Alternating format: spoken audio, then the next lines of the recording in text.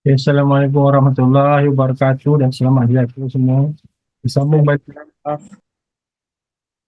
Waalaikumsalam. Waalaikumsalam, Prof. Kehadiran semua okey ada ni semua orang. Tadi full, sekarang kurang 12 orang. Hmm. 22 orang. Harap semua akan hadir lah. Sekejap lagi. Hmm.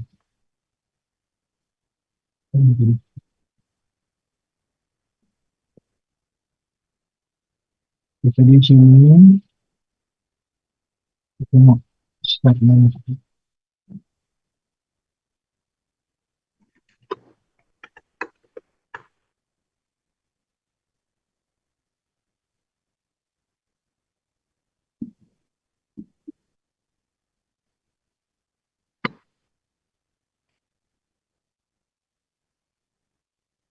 Okey, sini tadi dah. Kita akan terus kepada key element of differentiated learning instruction.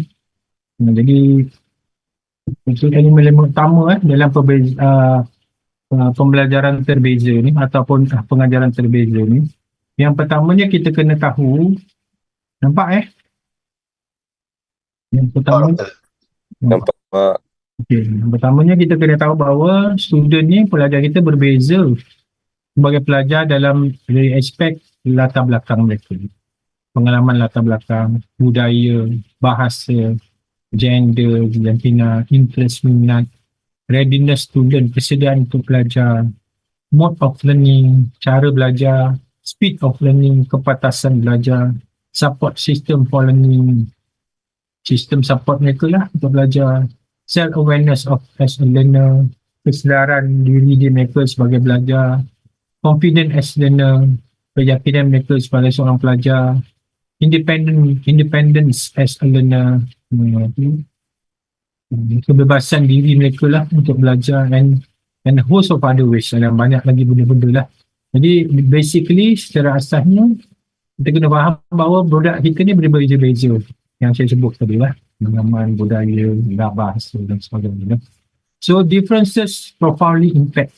Perbezaan ni secara mendalamnya memberi kesan kepada cara pelajar kita belajar and the nature of scaffolding, macam nak memperkukuhkan lagi belajar mereka, that they will need a various point in the learning process. So basically anak-anak murid kita tu mempunyai perbezaan-perbezaan dan impact yang berbeza-beza macam mana mereka belajar, dan secara semula jadinya yang memperkukuhkan belajar pun ada berbeza-beza kedua respon. Dan ada orang matang fikiran dia, ada tak berapa matang fikiran dia, ada yang cepat belajar, ada yang lambat belajar, ada yang cepat tangkap, ada yang lambat tangkap apa yang kita ajar. So various point tu, tahap-tahap tertentu tu ada beza-beza dia. Ada masa-masa kita belajar tu dia fikir benda lain, ada masa kita belajar tu dia betul-betul fokus, ada yang split second tu tiba-tiba dia terkenang benda lain, dah dia terlepas benda yang kita nak sampaikan tu. Jawab dulu kan, kadang-kadang dengar, kadang-kadang tak berdengar, kadang-kadang fikir benda lain. Masa fikir benda lain tu, apa tadi cakap tak apa nak ingat. So teachers have a responsibility, cikgu mempunyai tanggungjawab to ensure, untuk memastikan semua pelajar master, menguasai important content, isi-isi kandungan yang penting semasa cikgu ni mengajar ataupun semasa proses pembelajaran. Take home dia apa, yang dia belajar tu apa, konten yang utama dia apa yang sepatutnya dia pelajari daripada proses pembelajaran tu. So teachers have to make specific and continually evolving plan to connect each learner with key content. Jadi kena cuba kaitkan perancangan tu secara spesifik dan berterusan dengan budak-budak yang ada dengan kita tu. Apa dia key content yang patut ditahfiz lah. Kena lebih spesifik dan berterusan. Dan teachers are required to understand the nature of each of their students. Budak-budak kita 40 orang, 36 orang, kan kita kena faham bahawa secara semula jadinya mereka ni keperluan dia berbeza. Kehendak dia berbeza. Cara belajar dia berbeza. In addition to the nature of the content they teach. Konten ni kita ajar sama, tapi keperluan budak-budak tu kita kena faham. Ni secara semula jadinya mereka tu adalah berbeza-beza. A flexible approach to teaching makes room for student variance. Jadi kita kena menggunakan pendekatan yang fleksibel. Kita dah rancang macam ni, tetapi ada ketika budak tak faham. Kita kena terangkan semula, jelaskan balik. Okay. Kemudian kita kena pempokukuhkan lagi pemahaman pelajar tu. Jadi make room, beri ruang lah. Beri ruang kepada cikgu, kena beri ruang kepada perbezaan-perbezaan pelajar tadi. Variance ni, yang berbeza-beza. Teacher should continually ask. Kita tanya diri sini, what does the student need? Apa yang pelajar ni nak? Pada ketika dia nak masa dia nak plan rancangan dia tu atau masa dia mengajar tu, apa yang dia nak? Sebelum tu lah kena fikir dulu. In order to be able to progress when this key content. Supaya mereka faham intipati utama yang kita ajar. Of what do I need to do make that happen? Dan apa yang kita, cara mengajar kita yang macam mana yang kita boleh pastikan budak ni tahu isi-isi penting yang kita ajar tu lah. So basically macam ni. Okay. Differentiation in is a modification of. Perbezaan tu kita boleh modify dari sudut apa? Curriculum related element. Okay, kita boleh adjust. Okay. Bila kita ajar kelas yang lemah, kelas yang pandai, budak yang pandai, budak yang sederhana, budak yang lemah, kita boleh cuba adjust, modify sikit curriculum related element seperti apa? Content dia. Okay. Yang ni cara dia kita terangkan begini, tapi yang ni kita kena lebih mendalam lagi kita ajar content. Proses kurikulum, penyampaian kurikulum tu untuk membuat aktiviti, proses tu penting. Menjalankan aktiviti pelajar, produk hasil dia kita kena tahulah. Bukan semuanya, kita bukan kilang yang boleh sama je semua orang. Ada orang makan masa dan sebagainya. Dan efek dia, kesan dia, kesan dia atau impak dia. Jadi student needs and variance. Kita kena faham juga, kita kena modify keperluan dan perbezaan tadi, variance pelajar tu. Readiness, kesediaan dia. Orang, ada tengah orang tak ready nak belajar lagi. Ada orang dah, cikgu dah ready nak belajar, dia dah fikir benda lain, tak ready. Readiness lah, kesediaan dia. Dia dah bersedia ke tidak? Dengan otak dan fizikal dan pemikiran. Fizikal nampak ready, otak tak boleh bersedia lagi. Interest dia, kita kena faham budak ni minat apa, cara macam mana, mengajar yang bagus. Dan learning profile. Profil pembelajaran budak berbeza-beza. Gaya dia berbeza-beza. Ya, itu yang kita kena faham lah tu. Differentiation and the classroom system. Curriculum related element. Apa dia curriculum? Content. Content ni adalah kandungan yang apa yang kita nak ajar. Ikut subjek, ikut mata pelajaran yang kita nak ajar. The knowledge, understanding and skill we want student to learn. Kita kena tahu apa pengetahuan, kita kena tahu apa pemahaman dan kemahiran yang pelajar nak kita suruh dia belajar. Okay. Apa yang dia nak tahu tentang proses pembelajaran itu. Emphasize, menekankan kepada methods that student use to access key content. Cara macam mana pelajar boleh belajar. Bolehkah buat independent reading, baca secara bebas, atau baca secara berpasangan, partner reading, atau text on tape. Teks tu kita tapekan dia, dia dengar. Dan text with image, tulis dengan ada gambar. Listening comprehension, pemahaman dengan mendengar. Online research, dia cari bahan secara online. Communication with expert, okay. Dia berkomunikasi dengan expert. Yang saya kata saya pergi dekat US tu, sekolah rendah elementary school tu, dia hubung dengan Profesor Robert Bellick. Kelas dia tu video conferencing dengan Profesor Robert Bellick. Siapa Profesor Robert Bellick ni? Oceania. Orang yang jumpa Titanic tu lah. Dia ni apa tu, researcher laut dalam. Jadi kelas dia berhubung dengan orang ni.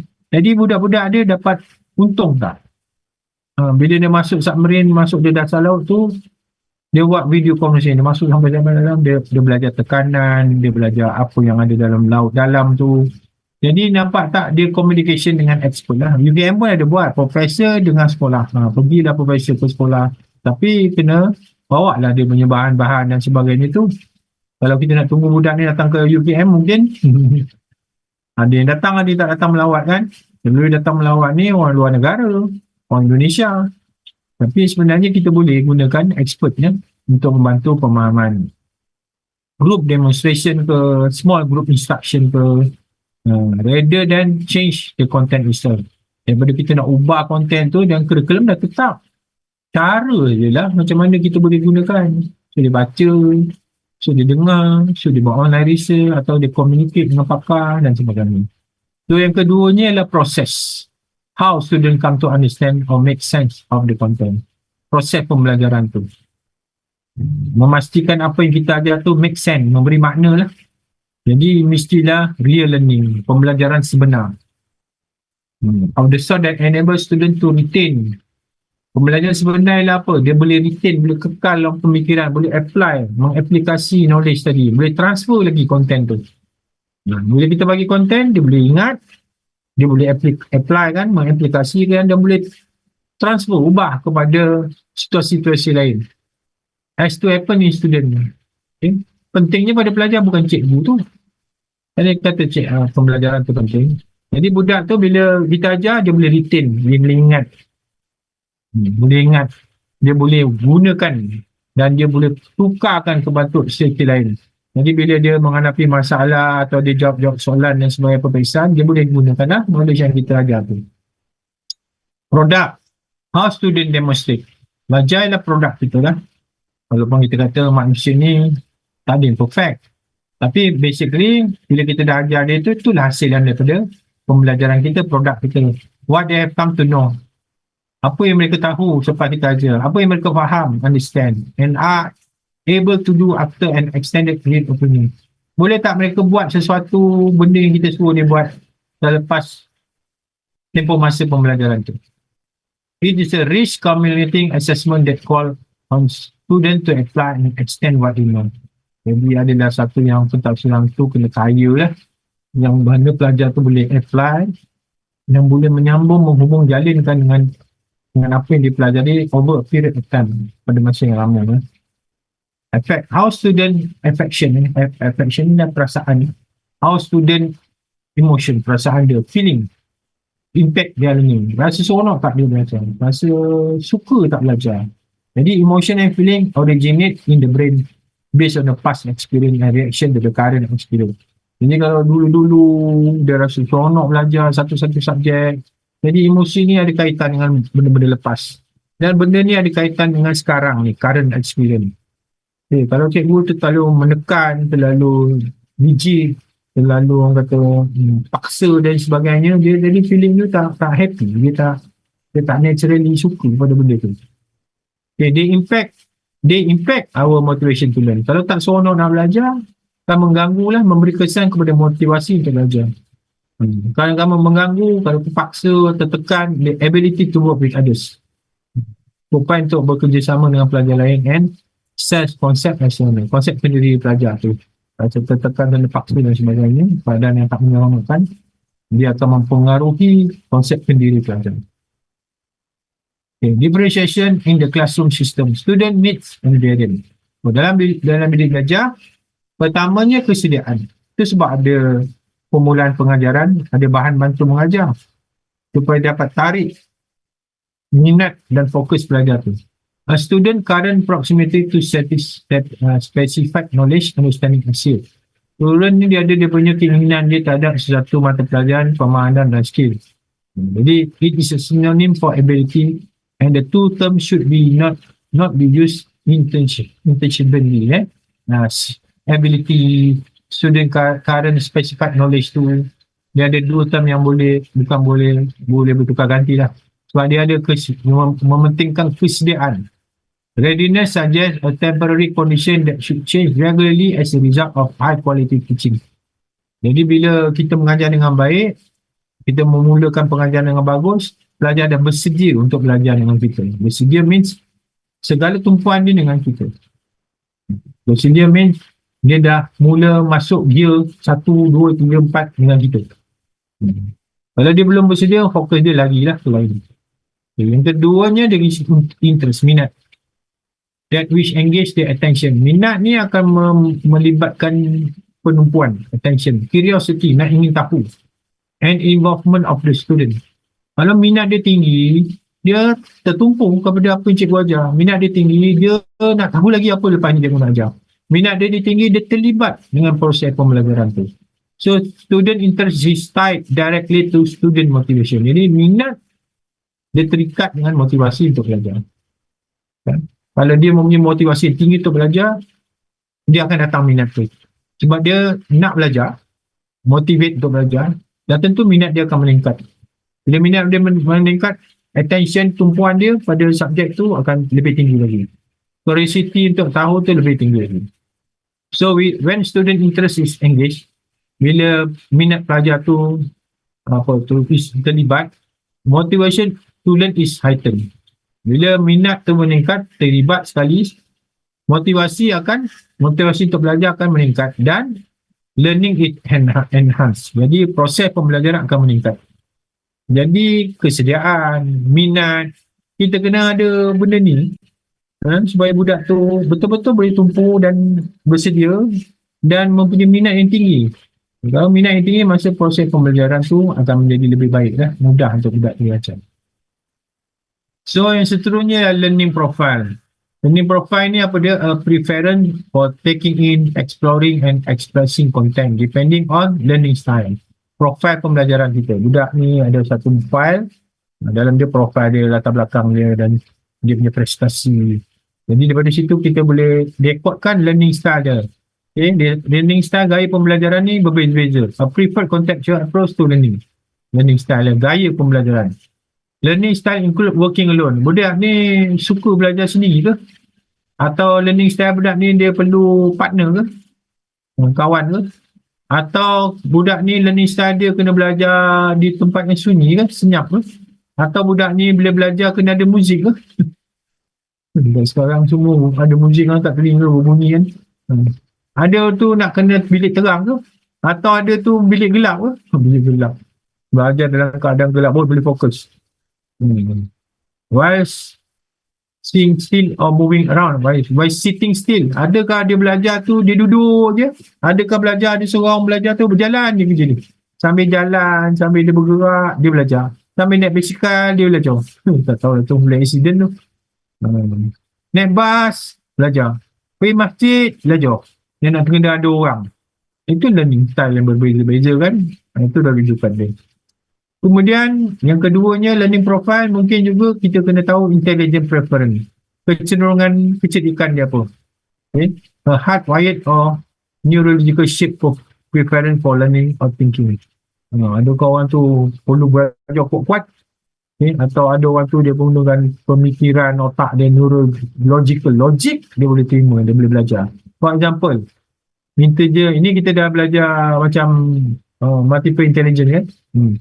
Verbal linguistik ke dia 9 kan, logical matematik ke minat dia, intelligent dia kat situ, kinesthetic gerak ke, interpersonal ke, intrapersonal ke, musical arithmetic ke, spatial ke, analytical, practical ke, ataupun kreatif lah. Ini yang guna cakap lah.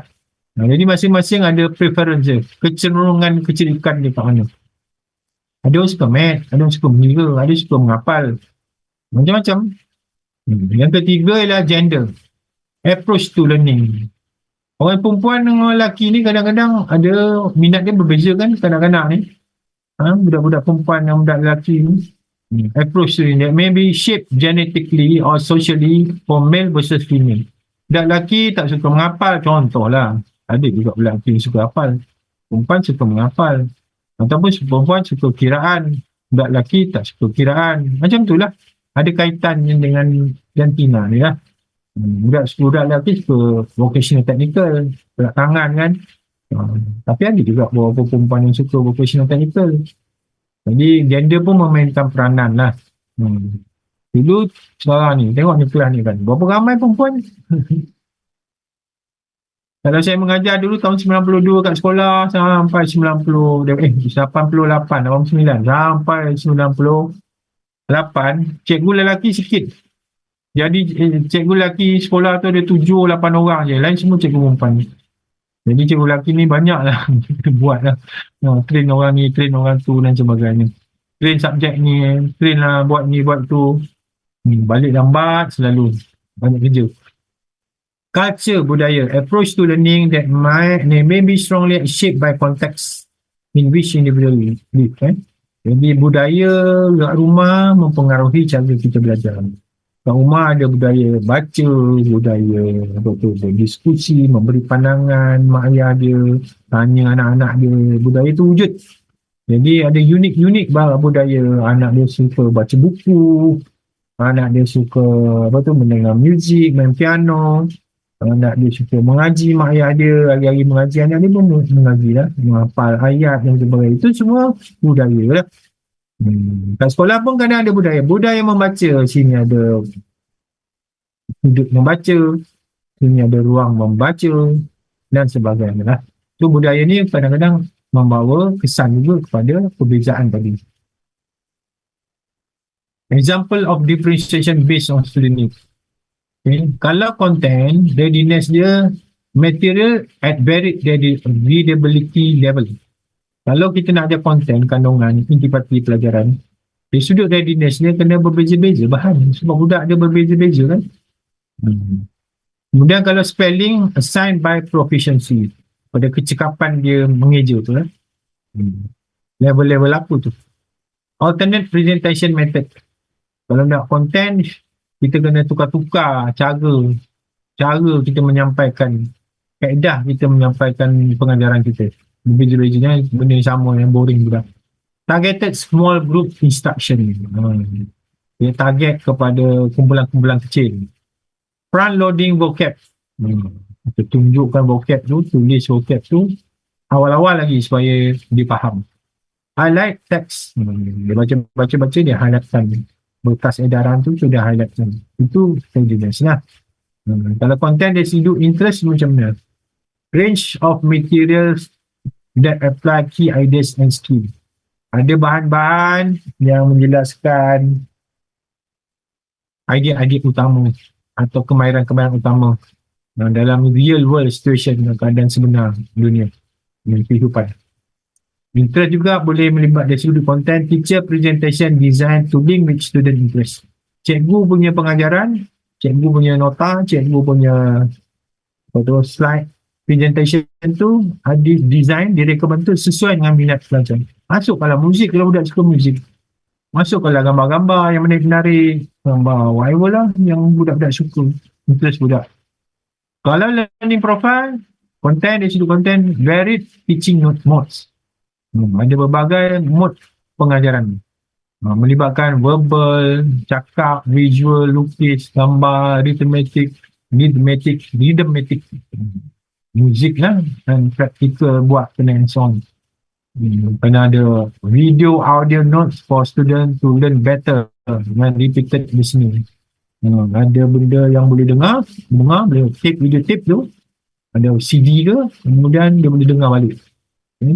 Kalau proses dalam sudut readiness, tiered activities, berperingkat-peringkat. Belajar peringkat 1 dulu, baru pergi peringkat 2, baru pergi peringkat 3. Jadi tak boleh, kalau tak ready peringkat 3, buat peringkat 1 dululah, itu readiness. Buat mini workshop, flexible use of time, jangan rigid sangat. Okay, siapa dah siap boleh rehat, ataupun siapa dah siap boleh pergi baca benda lain. Flexible use of time. Learning contract, kontrak pembelajaran, janji dengan cikgu, akhir ni awak kena buat ni. Dulu universiti buat tu learning contract, pelajar berjanji dia kena buat segala assignment dia gini. Kalau tak buat, jangan kata dapat markah rendah, marah. Sebab itulah learning contract dah tulis. Kalau tak capai benda-benda tu, memanglah tak dapat. Itu learning contract. Awal-awal lagi sebelum belajar, dah ada learning contract, berjanji gini. Varied homework assignment, buat tugasan kerja rumah berbagai-bagai. Rough option. Rough ni ada singkatan dia lah. Singkatan dia macam satu jenis cara pemilihan option yang berbeza-beza. Rapid, macam tu. Forward thinking macam tu lah. Saya tengok lah. Jadi benda tu ialah ada kaitan dengan pemilihan proses pembelajaran dalam kita mengajar ni, bukan satu cara saja. Kalau dari segi interest, kita boleh gunakan expert group, budak-budak pandai. Di setengah sekolah dia kata guru muda, budak pandai ajar budak yang lemah. Ada interest center, ada pusat-pusat untuk minat pelajar, sudut geografi, sudut lukisan, sudut sains, interest center. Supplementary material based on student interest, bahan-bahan sokongan berdasarkan minat. Jigsaw, main jigsaw aja lah tu. Independent study, belajar bebas. Interest group application option, based on application, ada interest based on application, ada pilihan-pilihan kepada berbagai keperluan-keperluan yang berbeza-beza tadi kan. Kemudian kita ada learning profile ikut proses choice of working condition.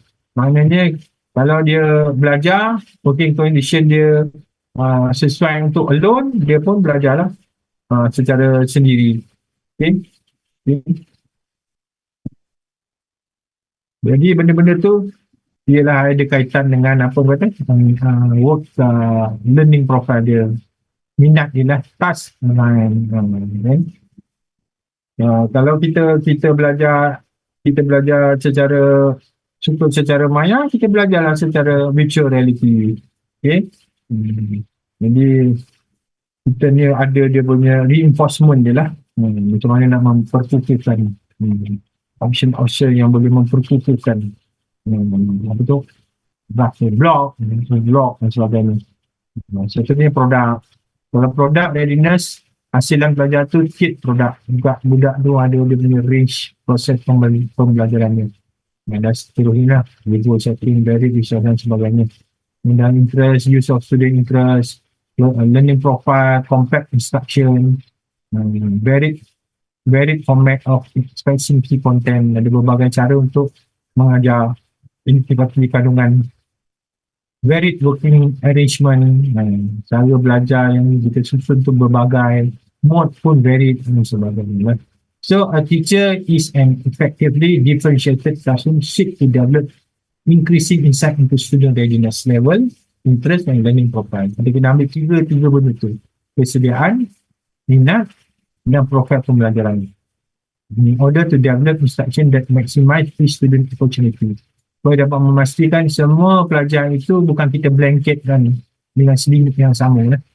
Ada perbezaan dia. Okay. The differentiation and the classroom system. So instruction, the process of teaching, educating and engaging students with content. Bila kita mengajar, kita kena ambil kira perbezaan instruction tadi. The physical and emotional context in which learning occurs. So berbeza-beza learning environment. Curriculum kita tak boleh elak, kita kena ikut, tetapi kita boleh fleksibelkan dia. Plan to engage learner with important knowledge, understanding and skill. Kemudian data gathering and analysis process that determine the degree of student. Kita pun boleh buat pentaksiran sama ada pelajar ni dapat ikuti tak proses pembelajaran kita yang berbeza-beza, pelajar yang berbeza-beza keupayaan itu. So effective differentiation require a learning environment. Teacher is attuned and responsive to the effective cognitive and physical needs of the learner. Cikgu kena responsif lah kepada efektif, kognitif dan physical, psychomotor dia. Student feel safe both physically and effectively. Rasa selamat dalam bilik kerja, tak rasa takut, tak rasa gentar, tak rasa seram bila belajar. Dia safe. Bila rasa selamat, bila rasa selesa secara fizikal dan perasaan, feeling, efektif tu feeling lah, maka kita kena dapat buat pembelajaran yang baik lah. So kita ada berbeza-beza. Kalau kita tengok budak takut dia, orang jangan takut, kita redakan ketakutan. Macam kita nak present kan, kita takut kan. Yang kita nak datang depan pun ada budak dia menggigil nak datang depan dia jawab. So itu berbeza. Ada budak dia berani kan datang depan, ada budak dia takut, yang jawab pun menggigil dan sebagainya. So kita kena tahu benda tu dan kita kena biarkan dia rasa senang. Awak jangan bimbang, cikgu bukan nak marah awak. Awak boleh jawab lah apa dia. kita gedakan kerisauan dia tu, kita rasa macam awak ni macam takut ni kenapa macam kan. Ini kalau stres, takut, ada budak yang macam tu, ada budak yang terbiasa pergi ke depan cakap, dia tak ada masalah. Yang ketiganya, the teacher respect and support the possibilities inherent in each student. Kena respect dan support lah perbezaan yang ada pada seseorang pelajar tu. Tak boleh kita samakan semua orang. Ni bila pelajar pandai je semangat nak belajar. Bila pelajar tak apa dah pandai dah letih lah, macam tak ada mood nak belajar. Tak boleh macam tu. Sebab kita punya pelajar tu berbeza-beza keupayaan. Belajar tak pandai pun kita mengajar dengan semangat. Belajar pandai, lagilah kita semangat.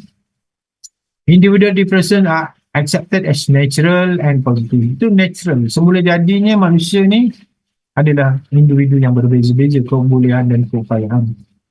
Kita kena terima tu. Sebab ini adalah natural. Yang kita terima itu sebagai satu yang positif. Student learn to respect and support one another as human. Kita boleh gunakan pelajar lain supaya pelajar ni tahu macam mana respect kawan dia, yang support kawan dia lah. Tu kadang-kadang ada apa ni, kat sekolah ada apa tu, pembimbing rakan sebaya, PRS kan, pembimbing rakan sebaya. Dia bantu kawan-kawan dia, dia guide kawan dia macam mana nak belajar yang baik lah. Dia boleh gunakan kawan dia lah. Macam kita nak ajar, kita tak tahu, kita suruh budak tu nak ajar PJ, nombor tinggi tak pandai, panggil budak yang pandai.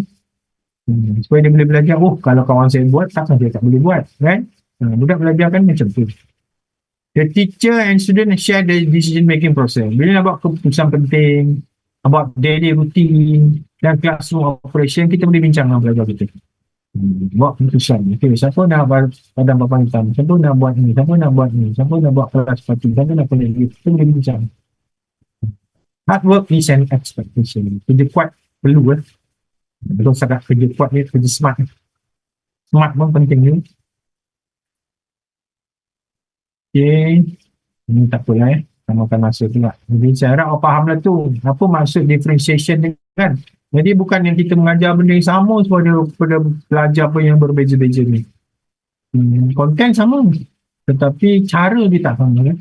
Aktiviti dia mungkin tak sama. Okay, differentiation strategy, strategi perbezaan ni. Differentiation strategy, a tiered assignment. Budak yang lemah buat ni. Budak yang sederhana tiered lah. Tahap 1, tahap 2, tahap 3. Tahap 3 yang paling suka. Kalau budak yang bijak, tahap 1 tu mudah lah dia jawab. Tapi budak yang lemah, tahap 1 tu payah lah. Dia tak pandai asas kan. Jadi kita buat assignment dan produk hasilan tu dia berbeza-beza lah. Sebab budak ni kemampuan dia tak berbeza. Jadi primary use awal readiness tu lah. Description of strategy, assignment and product are designed to instruct and assess student accession skill. Yang pentingnya assignment, tugasan dan hasilan yang kita minta pelajar buat tu nak mengukur atau mentafsir apa kemahiran yang perlu lah.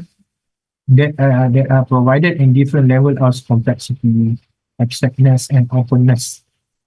Jadi kalau pelajaran tu lebih kompleks. Kalau pelajaran yang tak apa pandai, kurang sikit abstrak dia lah. Budak pandai ni dia boleh lebih kompleks, lebih abstrak kan. Openness pun, kalau budak ni kita bagi soalan dia tak dijawab, so kita bagi QQ. Soalan tu terarah. Jadi bila budak ni bila terarah, budak yang lemah ni dia akan boleh jawab lah. The curricular content and objective are the same. Dengar tu. Intipati curriculum sama. Objektif dia sama. Tapi kaedah mengajar tu yang berbeza. Varied. Proses dia yang varied. Aktiviti tu yang pelbagai. Tapi objektif dia sama. Faham tak tu? Objektif sama. Pelajar dapat gini. Tapi aktiviti yang kita jalankan tu untuk pelajar yang berbeza-beza kemampuan ni, ability yang tak sama ni, aktiviti dia tak sama. Kandungan dia sama. Okay.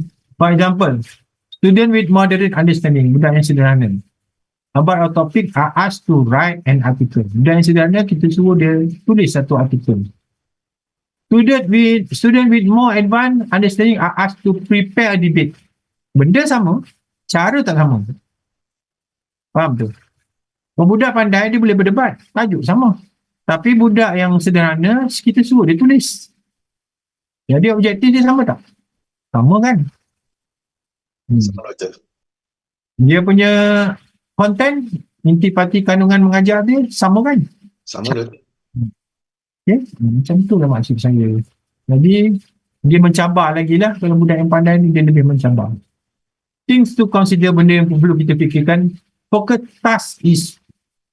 task on a key concept. Tumpuan fokus kita ialah pada konsep-konsep utama yang patut kita pelajari. Use a variety of resource material. Gunakan bahan bantu mengajar yang berbagai. Yang guna satu benda je. Guna edaran, guna gambar, guna video, guna YouTube, guna cerita, guna petikan, guna benda maujud. Various resource material at different level. Kalau budak pandai, dia boleh bayang abstrak. Kalau budak tak berapa pandai, dia kena tengok apa dia faham. Tengok cikgu draw, baru dia faham kan. Kalau budak yang pandai, lukis kan. Kalau budak ni kena cikgu tunjukkan lukisan. Nampak tak? Resource dia kena berbeza.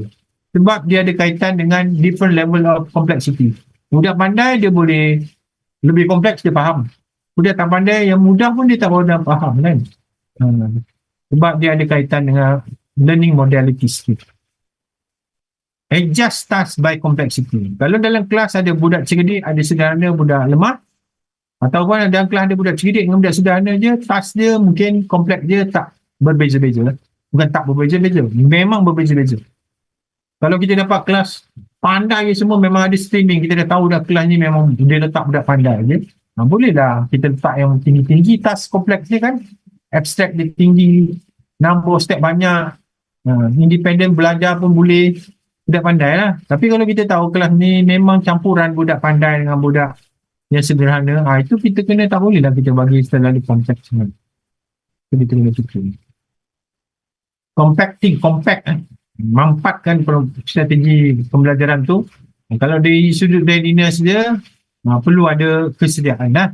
Description of strategy, compacting is the process of eliminating teaching of student practice due to previous mastery.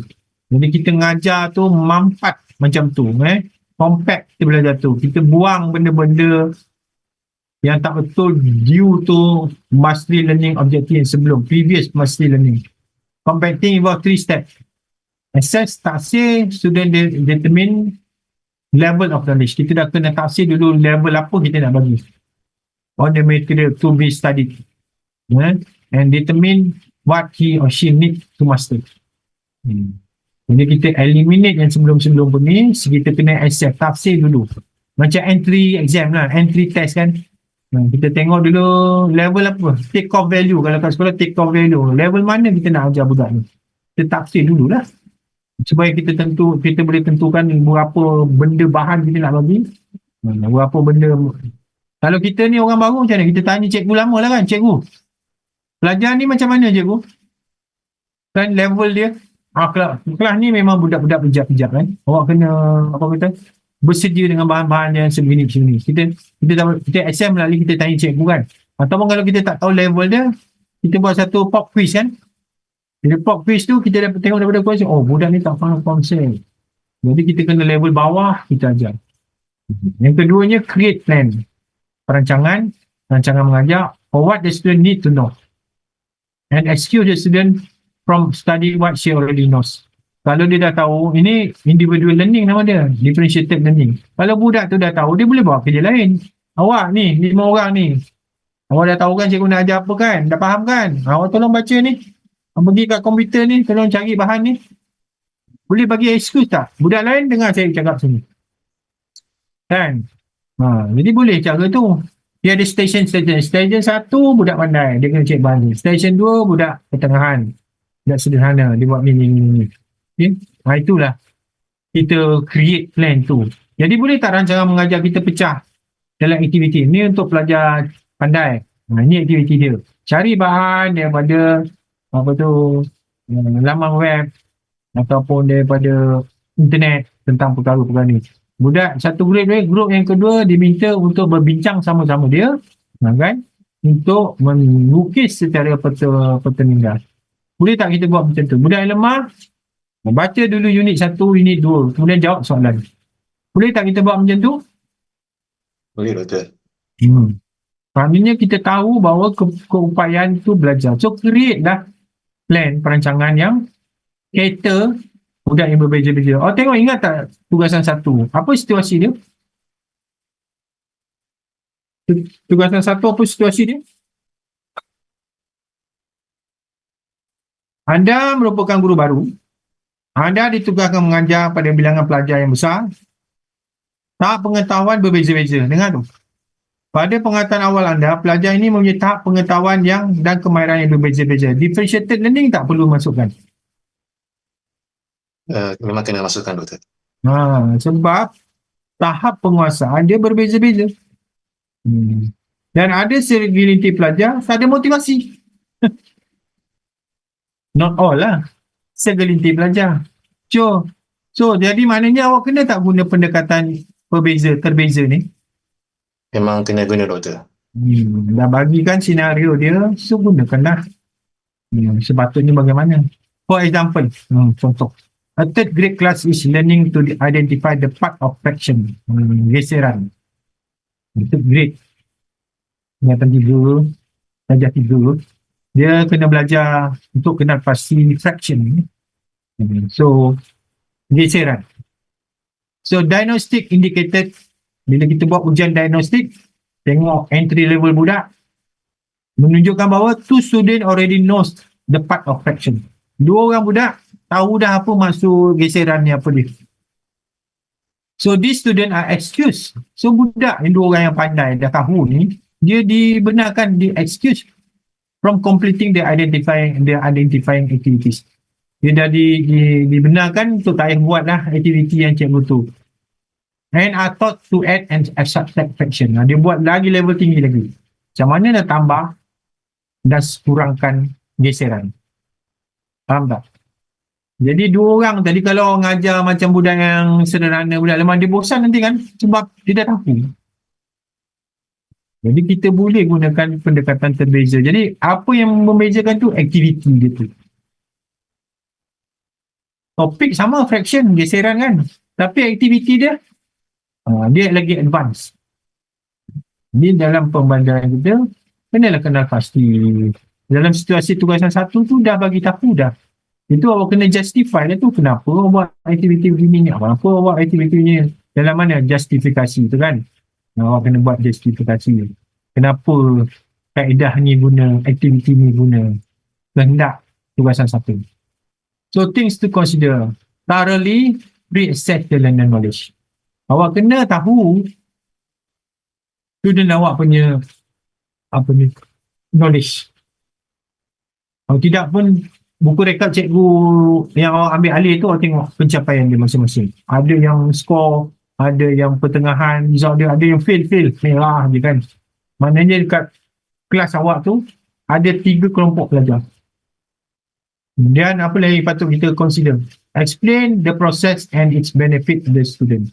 Bagi tahu pada pelajar proses yang awak nak jalankan tu. Kenapa 2 orang ni dia kena cari bahan lain, dia kena buat add and subtract fraction. Kenapa orang lain kena buat aktiviti ni? Kita kena explain dah. Sebab 2 orang ni dia dah tahu dah asas. Tu pasal dia kena buat benda lain dah. Create written plans and timelines for study. Jadi kita kena tulislah dalam tu rancangan mengajar kita apa untuk pelajar yang berbeza-beza ni. So kita kena ada jangka masa, kita bagi masa ni berapa minit, ni berapa minit, ni berapa minit dalam perkembangan tu kan. Kita nak bagi tu sekian-sekian supaya kita tahu, kita boleh kontrol masa kita. Allow student choice in enrichment and accelerated study. Kalau budak dah pandai, tambah pengayaan. Pengayaan tadi tu, pengayaan, aktiviti pengayaan tu kena tambah. Kita kena cepatkan lagi proses pembelajaran dia supaya dia tak bosan kan. Nanti kalau tidak, nanti dia kata alamak kita ni slow sangat ni. Itu yang kita kena tahulah, budak-budak ada yang laju. Kalau independent study mestilah ada readiness juga. Primary use, kesediaan dia terhadap independent study. Macam saya dah, kalau budak yang daftar kursus saya kurang dari 5 orang, saya tak boleh ajar kuliah ni. Saya tak boleh belajar teknik kuliah ni sebab dia kurang 5 orang. Dia daftar kurang daripada 5 orang. Sepatutnya master level 30 orang satu kelas kan. Tapi tiba-tiba dalam semester tu ada 3 orang je. Saya tak boleh ajar tu. Kaedah kuliah saya kena buat independent study. Kajian bebas. Saya kena bagi dia assignment. Saya kena bagi benda yang dia patut baca. Sebab merugikan bilangan. Kalau kurang, kalau seorang dua je, saya boleh tutur semester depan tu saya offer.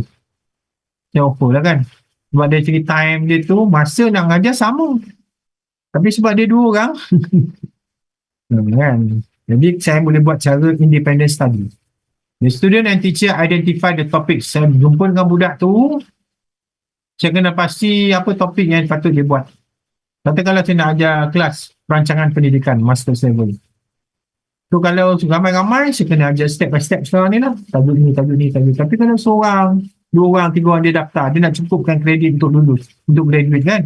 Saya tak boleh tutup lah. Maknanya saya bagilah topik yang dia kena buat. Assignment yang dia kena buat. Together, they plan method and investigating the topics. Awak pergi sekolah, kaji macam mana sekolah membuat perancangan tahunan dia. Kan? Jangan ada kajian bebas tu, dia relate lah dengan semua perkara yang saya nak ajar. Saya akan guide dia lah. The result, the project will be based on needs, keperluan. Okay. Prof, macam mana ni saya bukan mengajar kat sekolah. Sekarang ni awak pergilah mana-mana institusi awam dan ataupun swasta ke, awak boleh kaji lah. Atau tempat awak sendiri lah. Macam mana dia buat perancangan. Itu independent study. Guide by teachers. The student kena buat research dia sendiri. Tanya cikgu kat tempat tu. Tanya pengetua dan pentadbir. Macam mana dia buat perancangan tahunan dia. Takwim tahunan dia. Apa yang berlaku. Mesyuarat ke. Tanya cikgu ke. Contoh, for example, in a unit of ocean life, satu subjek nak belajar pasal kehidupan di laut ni, air ni. A student indicate that she wants to learn more about shark. With the teacher guidance, dengan bantuan cikgu, she develop research question. What is shark? Shark ni terdiri daripada kumpulan ikan jenis apa? Dia kena buat research question. Collect information. Cari bahan. Independent study. Cikgu tak ajar kan? Dia sendiri kena buat research question dia, collect information, kemudian present depan cikgu. Oral report. Present to the class about the feeding pattern of great white shark. So itu independent study. Things to consider, benda yang patut kita fikirkan, base the project on student interest. Ingat tu. Kita kena bincang dengan dia kan. Minat dia apa? Dia minat laut lah. Kan. Lepas tu dia minat shark. Provide guidance and structure to ensure high standard of investigating and products. Beri panduan dan perkukuhkan supaya dia tahu macam mana nak buat kajian dan hasil dia apa. Use timeline to help student. Jangka masa. Okay, 2 minggu cek bahan. Okay. 2 minggu berikutnya buat apa pula? 2 minggu lagi saya present. Macam itulah. Ada timeline ni kan. Supaya help students to stay on track. Ni independent study. Use process log or expert journal. Dia logbook dia. Dia tulis setiap hari apa dia buat. Lepas tu kita tengok. Macam kalau saya pantau budak internship kan. Dia pergi ke budak sukan, pergi ke pusat sukan. Contohnya pergi ke Kelab Danau UKM tu. So saya pun pastikan buku log dia. Ataupun dia kena hantar kat saya lah, email apa yang dia buat pada minggu tersebut.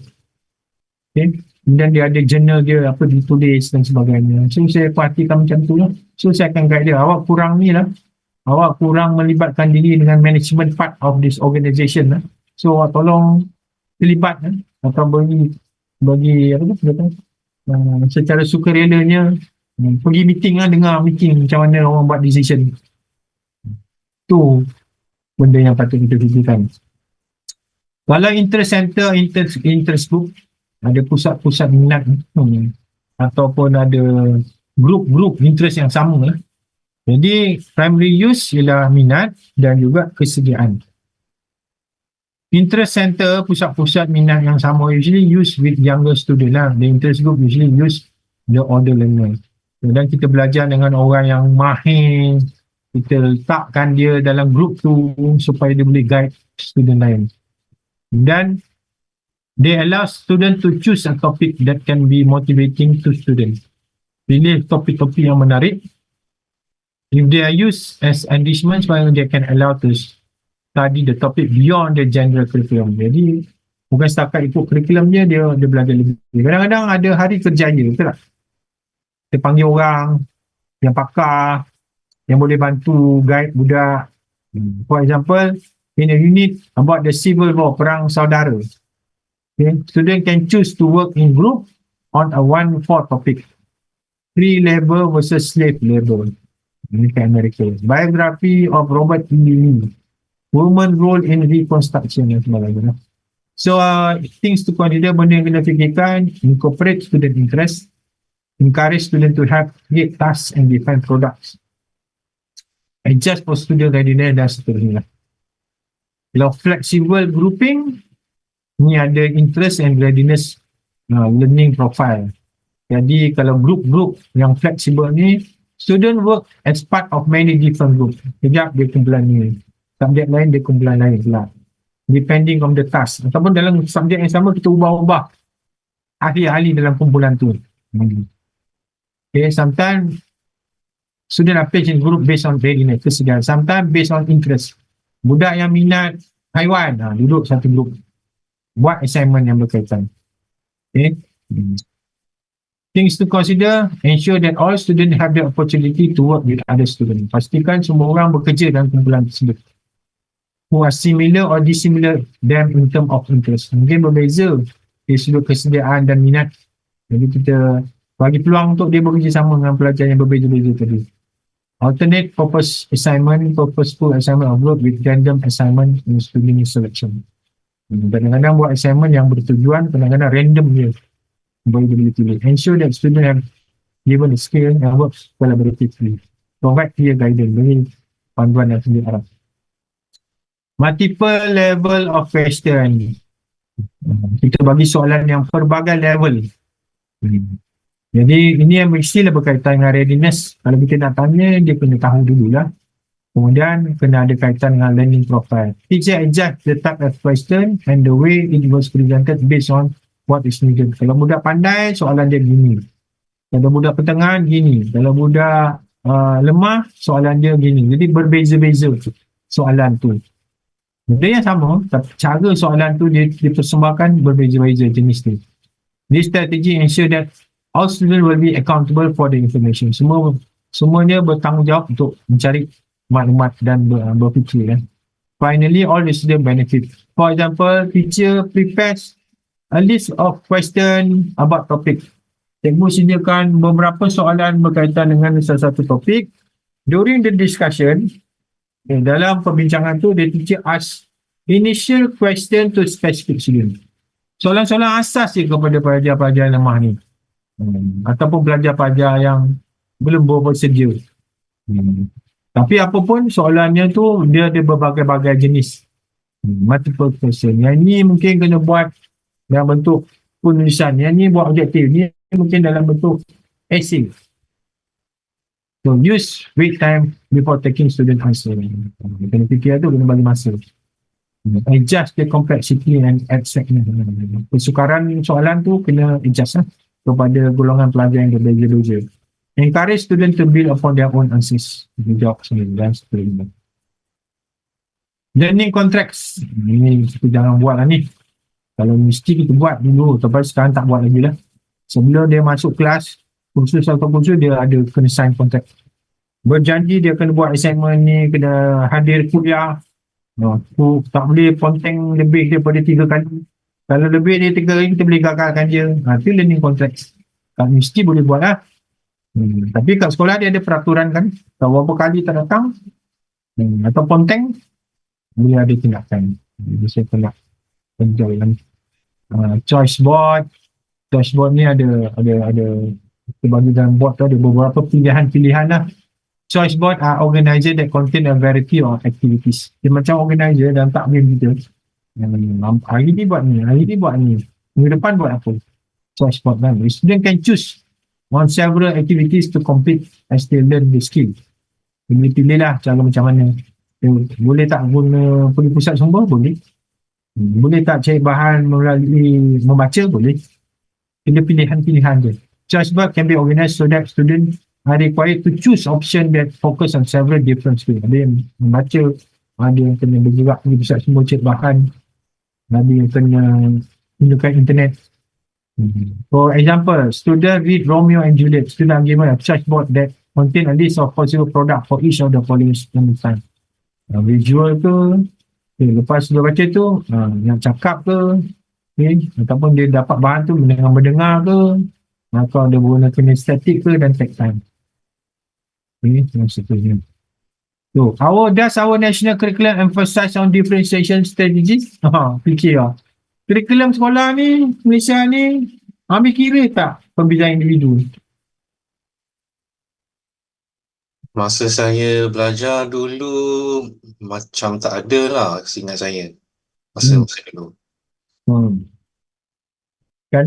Dia bukan macam US, Amerika. Setiap state, dia ada kurikulum dia sendiri. Dia ada Board of Education Electorate itu sendiri lah. Jadi kita ni follow UK kan. Kita centralized system kan. Semuanya control by Menteri Pendidikan, government, federal government, kalau dia government school lah. Jadi semuanya kurikulum dia terancang, kurikulum kebangsaan. Jadi dia menganggap budak ni gini. Dan satu dia cara dia. Tapi pendekatan boleh berbeza. Macam saya cakap tadi kan. Aktiviti boleh berbeza.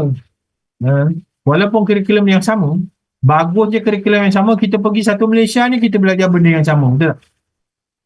Betul. Kalau Januari kita sedang belajar apa, pergi dekat Sarawak, pergi dekat Johor, pergi dekat ni, benda itulah yang akan diajar, benda yang sama. Bagusnya ialah national curriculum kebangsaan ni, kita akan belajar pada masa tertentu benda yang sama. Dan kita pun akan mempunyai peperiksaan kebangsaan yang sama. Dan dia tak ada beza-beza lah. Okey, jadi ada yang perbezaan dia, kurikulum sama, mungkin berbeza dari segi task. Cikgu ni mungkin bagi tugasan lain kan. Cikgu ni mungkin bagi tugasan lain. Ataupun by type and amount of support. Cikgu ni mungkin cara jenis support dia dan bilangan support dia kepada pelajar berbeza-beza. Itu yang membezakan antara satu cikgu dan cikgu yang lain. Kurikulum sama, tapi types of support dan amount of support tak sama. Jumlah support bantuan daripada pelajar dia dan jenis dia tak sama. Mungkin cikgu buat kelas tambahan, itu mungkin support dia. Ataupun cikgu bagi bahan, suruh budak baca, bawa balik, take home. Kan? Outcome pun, expected outcome pun berbeza juga. Sebab tengok kelas. Kan? Tengok topics. Given time, masa yang dibagi pun ada orang bagi 10 minit. Ikut masing-masing. Ada bagi 15 minit. Ikut. By learning preference and needs. Kendak dan keperluan pembelajaran tu. Budaknya kendak, preference dan keinginan interest dia tak sama. Maka kita pun susun lah kita punya tu. Berbeza-beza. By type of question. Soalan pun mungkin tak sama. Kita buat soalan tu. Tapi kalau soalan akhir tahun, kenalah sama kan? Sama lah. Semua orang kena buat benda yang sama. Feedback pun kadang-kadang cikgu bagi benda yang berbeza-beza. So, strategy 1, differentiate by the task pupils are given. Kita bezakan tugasan yang kita bagi kepada pelajar. If teachers are using the same task for the whole class, using an open-ended task, such as brainstorming, sumbang saran, dia gunakan open task. Cuba fikirkan tentang ni, open-ended. Macam mana nak selesaikan masalah ni? Open-ended task. Dengan berbincang secara brainstorm, sumbang saran. Allow a large number of correct response. Okay.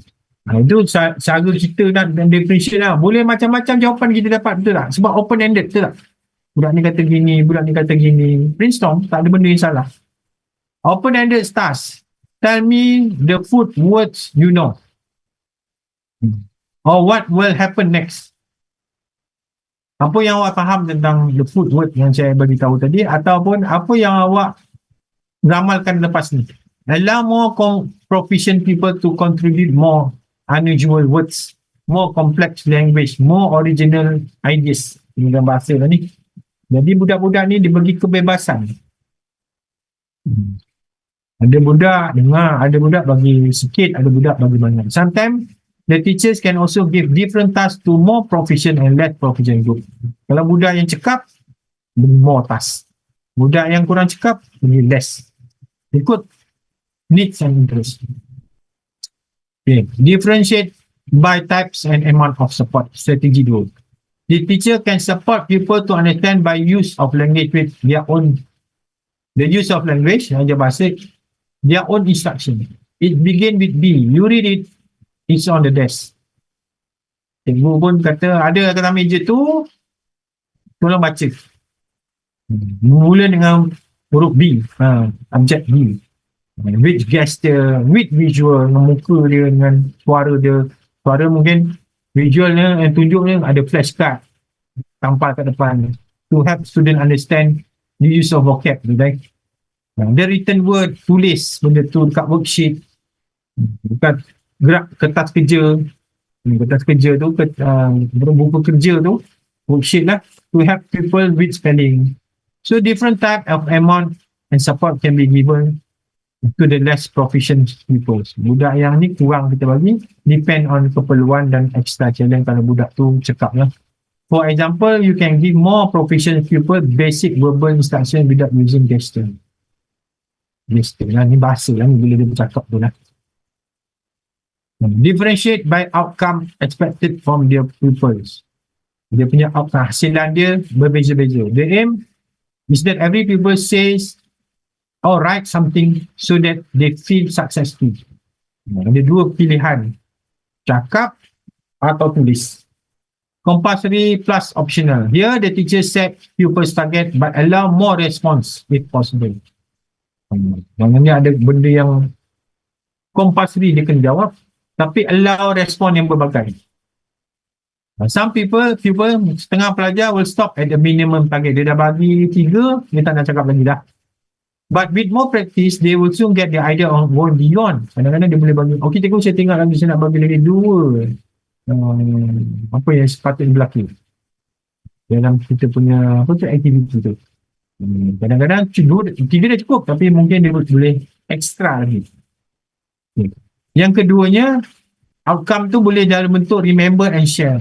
If pupils, kalau murid tu are asked to remember and share, they will tell the teacher words or ideas they learned in the previous lesson sebelum tu, atau pada task yang sebelum tu. Look at the classroom object on the table. In a minute, I will cover them. Now share with the group. Lepas awak ingat benda yang baca tu, awak share dengan kawan awak. Atau cerangkan dekat bilik kerja. Okay, sometimes the less proficient have good memories. Yang budak yang kurang cekap tu, ingatan dia kuat. So, dia akan dapat outcome yang berbeza lah. Berbeza dengan budak yang pandai. Tetapi ingatan dia tak berapa kuat. This allow different people to make successful contribution. Itu maksudnya. Yang keempat, differentiate by time, masa given. Ada orang kita bagi masa lama. Ada orang kita bagi masa pendek untuk finish task. Okay. Example, write as many animal words as you can. Name the things in the picture. Namakan binatang, sebanyak mana binatang. Namakan benda yang nampak dekat gambar yang cikgu tunjuk ni. Kemudian talk with your friend in English. You choose what to talk about. Ada orang dibagi masa lama, ada orang dibagi masa pantas. Kemudian kalau cepat habis, reward fast finisher. Orang cepat habis tu bagus. Tanya cikgu bagi token sikit, bintang cikgu bagi. Supaya dia jadi fun kan, cepat habis. Okay. Atau bagi cikgu bagi, okay rehat, saya bagi rehat. Rehat awal. Masa dekat dengan recess tu, boleh keluar awal. Sebab awak cepat. Okay, encourage that. Differentiate by supporting individual learning preferences and needs. Support, sokongan. When appropriate, teacher can support preference by letting people make choice about what they have to do. Dia bagi pilihan pula untuk apa yang dia nak buat. Sometimes, for example, people decide for themselves. Pelajar sendiri decide buat keputusan apa task yang dia nak buat. Example, the gesture that create for action song. Nyanyi. Kalau budak tu dengan gesture sekali nyanyi. Ataupun kita buat game. Kan, depending on the way they prefer they learn.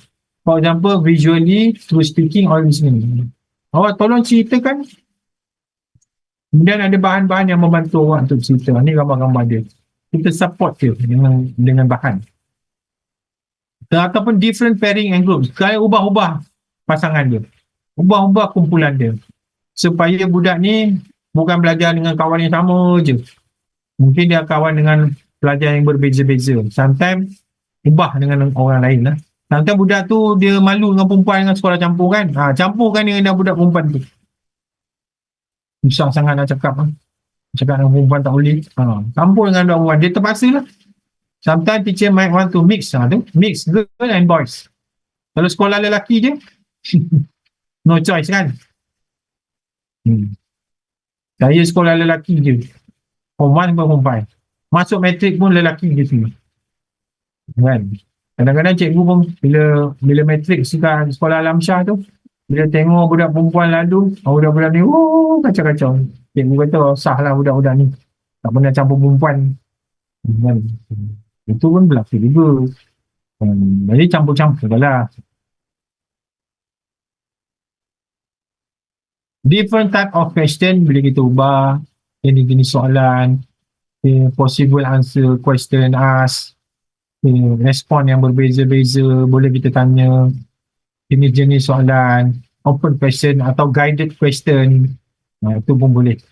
Kalau proficient, that's proficient, kita boleh tanya open question.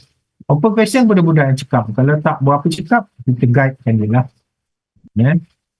Differentiate by feedback, malu malas kepada pelajar, should be varied according to their ability to act.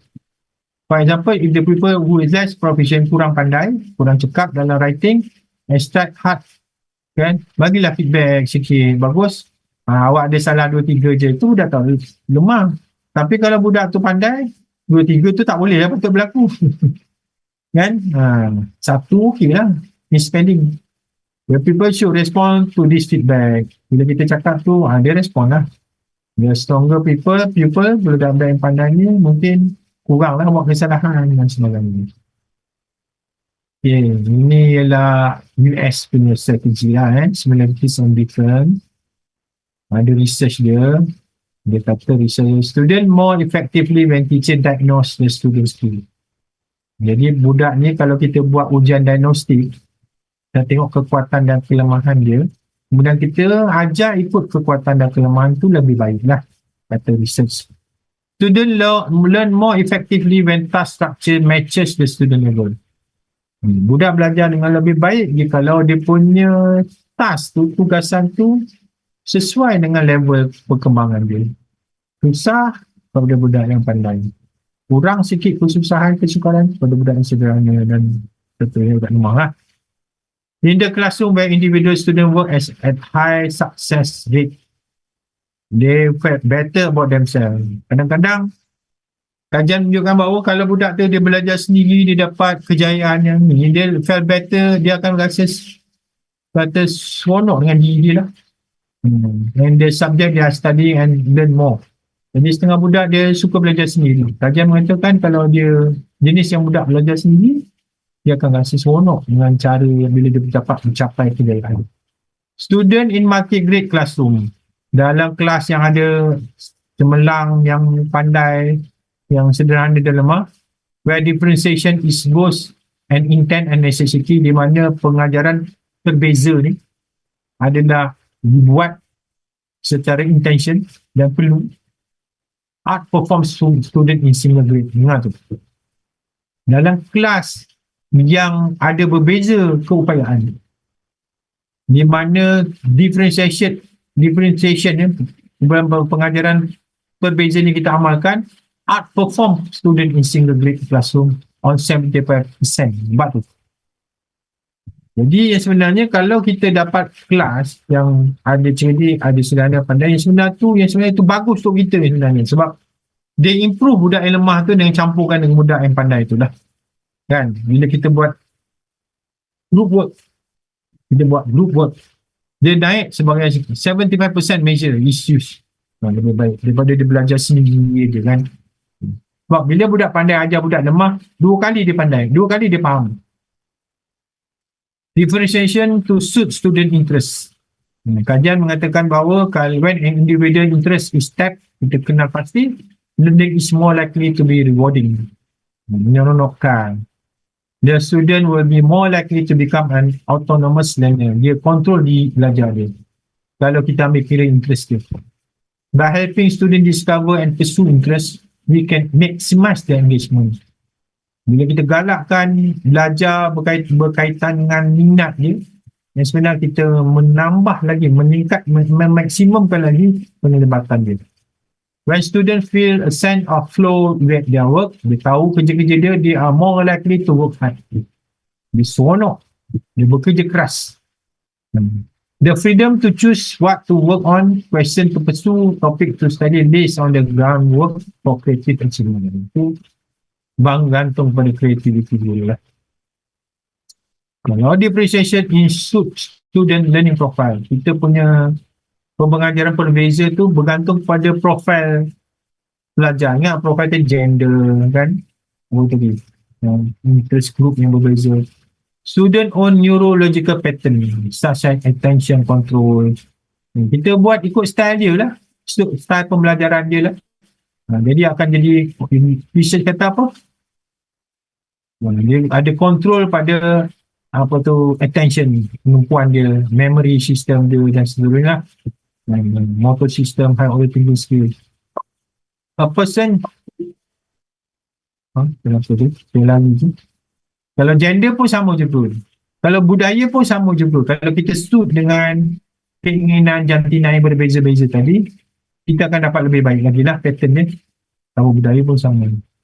So imagine that you are teaching a class with mixed abilities. Bayangkanlah awak mengajar dalam kelas yang mempunyai perbezaan keupayaan diri. Jadi each of them has different preferences kan. Keinginan dan minat yang berbeza-beza. So how does your instruction look like? Agak-agaknya lah. Macam mana agaknya cara mengajar awak tu? Jadi kita kena apa dia? Kalau saya memang saya akan aplikasikan lah yang Dr. Aisyah tadi yang kena pelbagaikan lah, dia punya tahap kesusahan dia, pelbagaikan cara mengajar dia supaya disesuaikan lah dengan keperluan individu setiap pelajar lah. Okay, bagus awak aware benda tu lah. Aware benda tu. Jadi awak kenalah mengajar tu menggunakan perbezaan-perbezaan tadi lah. So yang bawah-bawah ni ialah measure of central tendency lah. Tendency ialah kecenderungan. Macam mana nak ukur kecenderungan. Kalau songwriter tu, apa dia? Kalau cartoonist tu, apa dia? Kan kecenderungan dia, different dia. Learning goals dia kan. Contact student select a task on demonstration central tendency. They share draft of your work. Kalau journalism professionnya macam mana. So berbeza-beza orang, dia punya minat berbeza-beza lah kan. Kalau songwriter tu musical rhythmic tu. Macam penulis, pencipta lagu. An education website that would assign you to choose a popular tune that would create ini. So dia punya cara differences dia berbeza-beza. Cartoonist lain. Cartoonist ni visual spatial linguistic. Ni kena tulis lah. Kalau newspaper style ni gini-gini. Awak boleh baca lah. So saya nak stop sini. Nanti pukul 8 nanti kita sambung ya. Okey, Doktor. Dan 6.30 kan. Okey. Okay, kehadiran semua ada ya? Tadi? Ada Prof semua hadir. Okey. Saya akan masukkan kehadiran sekarang. So kita stop. Kita stop sekarang. Nanti pukul 8 kita sambung balik ya.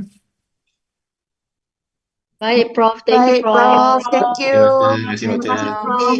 Thank you, Prof. Thank you. Thank you. Thank you, Prof. Thank you Prof. Okey. Terima kasih, bro. Okay.